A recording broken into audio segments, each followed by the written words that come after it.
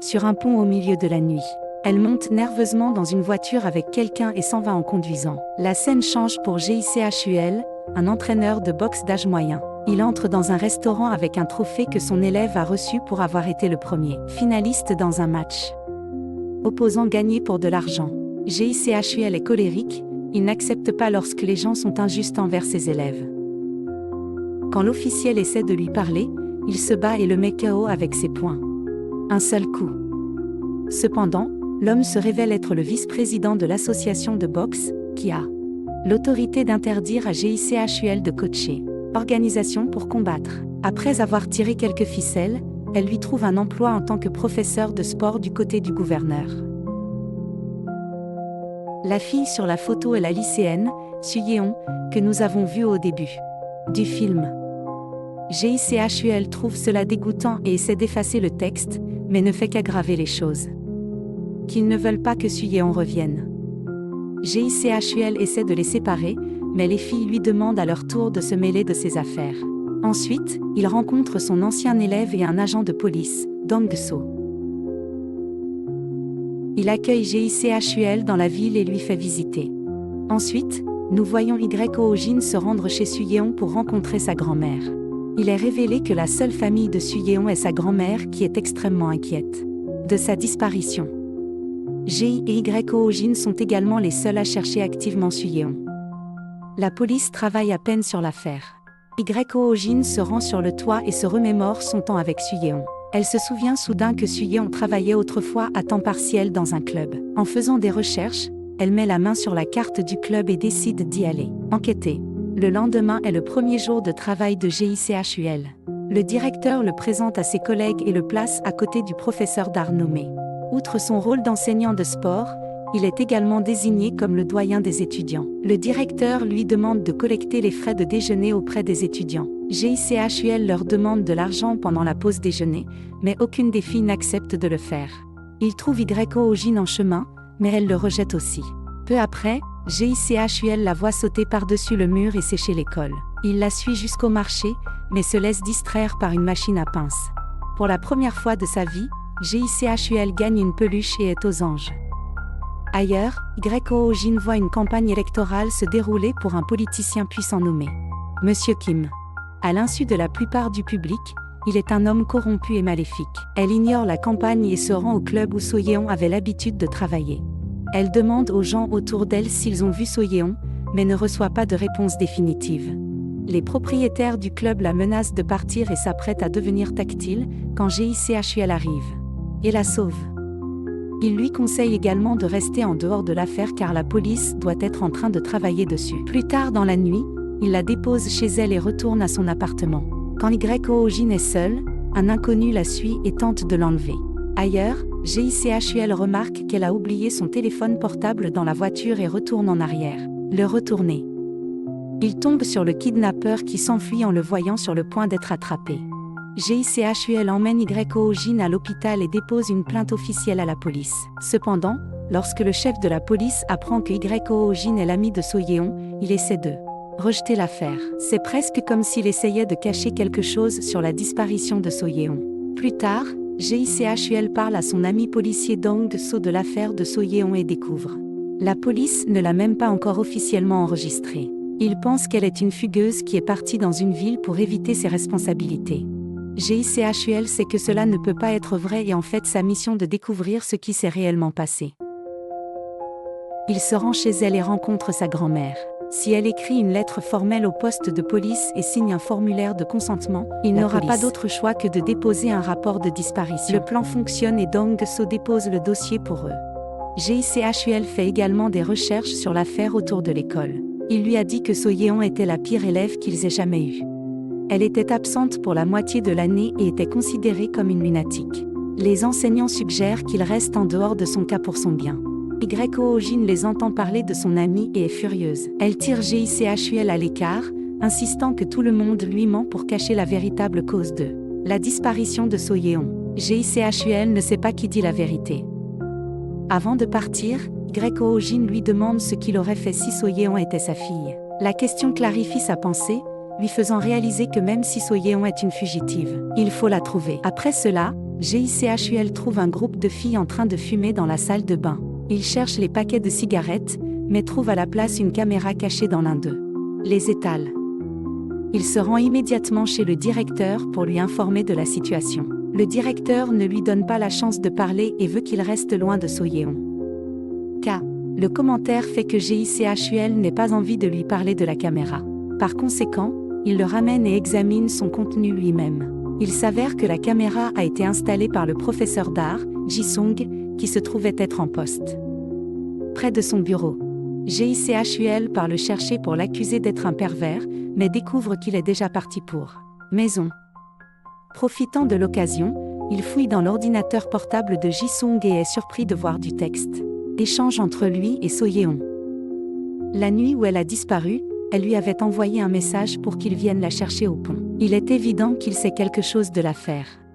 JICHUL appelle immédiatement son ami policier mais il ne décroche pas. Ensuite, il appelle YO-jin et lui demande où elle se trouve. Elle se révèle être Ji-sung, qui lui a proposé de la ramener chez elle. JICHUL lui dit secrètement tout ce qu'il a découvert sur Ji-sung et lui demande d'être prudente. Elle fait astucieusement avouer à Ji-sung où ils vont et envoie l'emplacement par SMS. JICHUL pour qu'il puisse la trouver facilement. Alors, elle remarque que le trousseau de clés de Ji-sung ressemble à celui que So-yeon possédait autrefois. Quand elle ouvre les yeux, elle est sur le sol de sa chambre, attachée et bâillonnée. Elle lui demande d'elle, mais est assommée par un coup de poing. Elle voit que Ji-sung a le téléphone de So-yeon dans un placard. Avant qu'il ne puisse lui faire du mal, JICHUL arrive et force l'entrée de la maison. Ji-sung essaie de l'arrêter mais est sans succès face à l'ancien champion national de boxe. Il est frappé au sol et attaché. Il supplie JICHUL de ne pas le dénoncer car sa carrière serait finie. Mais JICHUL s'en moque. Il interroge le pervers au sujet de So-yeon, mais celui-ci prétend ne rien savoir sur sa disparition. Selon lui, So-yeon l'a appelé pour la récupérer du club cette nuit-là. Il la ramenait chez elle quand elle a reçu un appel d'une autre personne et a demandé à être déposée là. La pompe à essence. Elle a dit que quelqu'un d'autre venait la chercher, alors Ji-sung est rentré chez lui sans trop réfléchir. De cela. Quelques minutes plus tard, il se sentait mal à l'aise de laisser une fille seule la nuit. Mais quand il est revenu la chercher, elle avait déjà disparu. Il a trouvé son téléphone sur la route et l'a gardé. À part cela, il prétend ne rien savoir. Bientôt, Ji-sung est jeté en prison pour son comportement, mais le chef de la police refuse toujours de croire que So-yeon a été kidnappé. Même lorsque JICHUL insiste pour qu'il travaille davantage sur l'affaire, il ignore la conversation. Après le départ de JICHUL, on voit le chef appeler quelqu'un et leur demander d'être prudent. Cela prouve qu'il y a quelqu'un d'autre impliqué dans l'enlèvement, et le chef aide. À l'école, le directeur appelle JICHUL dans son bureau et le licencie pour avoir pris trop de congés. Intérêt pour le cas de So-yeon. Il est clair pour JICHUL que tout le monde dans la ville essaie de cacher ce qui lui est arrivé. Avant qu'il puisse penser au prochain coup, son ami policier Dong-su l'appelle à un endroit. Immédiatement. En arrivant, JICHUL voit le corps sans vie de So-yeon être escorté dans une ambulance. YO-jin se met à pleurer à la mort de son ami le plus cher. JICHUL comprend que les tueurs doivent également cibler YO-jin, car elle est la plus grande menace pour eux en ce moment. Ils vont à l'hôpital pour rencontrer la grand-mère de So-yeon qui est malade. Son état empire lorsqu'on lui apprend le décès de sa petite fille. Ailleurs, Dong-su entend ses supérieurs parler et découvre que le chef est en train de prendre de l'argent de quelqu'un pour garder l'affaire cachée. Il décide de mener sa propre enquête et vole le téléphone de So-yeon qui avait été retrouvé plus tôt. Après l'avoir réparé et parcouru les textes, il voit que So-yeon avait parlé à une femme du club appelé Isul. Il informe JICHUL au sujet de la dame, mais juste après l'appel, quelqu'un le frappe. Derrière. JICHUL se rend ensuite au bar et rencontre la dame. Elle révèle que So-yeon était chanteuse à mi-temps dans le club. La nuit où elle a disparu, le politicien Monsieur Kim, le président du bar et l'inspecteur s'étaient rassemblés au club. Pendant qu'elle se produisait, elle a reçu un appel de l'hôpital lui disant que sa grand-mère était malade. Elle a demandé la permission au président, mais il a commencé à mal se comporter avec elle. Finalement, elle s'est enfuie alors qu'elle était poursuivie par le propriétaire du bar. Je ne sais pas ce qui lui est arrivé après ça. Le propriétaire du bar et ses hommes attaquent JICHUL, mais il parvient à les combattre tous. Quand il ne reste que le propriétaire, il demande à l'homme pourquoi il a tué So-yeon. Effrayé, l'homme admet qu'il a suivi So-yeon cette nuit-là, mais il n'était pas responsable pour sa mort. En fait, il l'a trouvé dans les toilettes publiques en train d'être étranglé à mort. La personne qui l'a tué n'était autre que Ji-sung. Il est le fils de Monsieur Kim et n'a peur de personne en raison de l'influence de son père. Il était amoureux de So-yeon et quand elle a refusé ses avances, il l'a tué. Après avoir découvert cela, un GICHUL enragé appelle Dong-so et découvre que Ji-sung a déjà été libéré de la station de police. Cela signifie que la vie de Ho-jin est également en danger. Lorsqu'elle ne décroche pas son téléphone, il se précipite immédiatement chez Ji-sung. Ailleurs, Ji-sung trouve Ho-jin et l'enlève vers un autre endroit, mais s'arrête quand son père arrive à la maison. Sans vouloir que Monsieur Kim sache qu'il avait kidnappé Ho-jin, il la enferme dans un placard avant de recevoir. Après que Monsieur Kim est furieux à cause de tous les problèmes que son fils a causés, il ordonne à Ji chanter pour aller aux États-Unis et ne jamais revenir. À son tour, Ji-sung l'accuse d'avoir tué So-yeon. Il est ensuite révélé que Kim a été appelé aux toilettes publiques pour régler la question. Mais il a découvert que So-yeon était toujours en vie. Pour sauver sa réputation, il l'a tué, achevant ce que son fils avait commencé. Après son départ, Ho-jin attaque Ji-sung et parvient à s'enfuir dehors, mais il ne prend rien avant de la rattraper. Il est à quelques secondes de la tuer quand GICHUL intervient et l'attaque. Après l'avoir passée à tabac, il emmène Ho-jin à l'hôpital car elle est gravement blessée. Ailleurs, Monsieur Kim remporte l'élection et est élu gouverneur de la ville. Il est maintenant plus fort que jamais. GICHUL voit les nouvelles à la télévision et est rempli de colère. Il conduit sa voiture jusqu'à l'autoroute et percute la voiture dans laquelle se trouve Monsieur Kim. Après avoir assommé le conducteur, il s'avance vers le politicien qui tremble désormais de peur.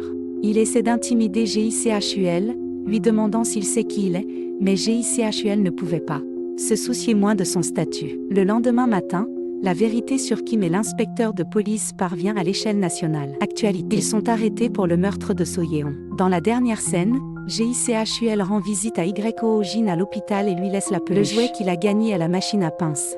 Il déménage ensuite dans une autre ville, espérant commencer une nouvelle vie.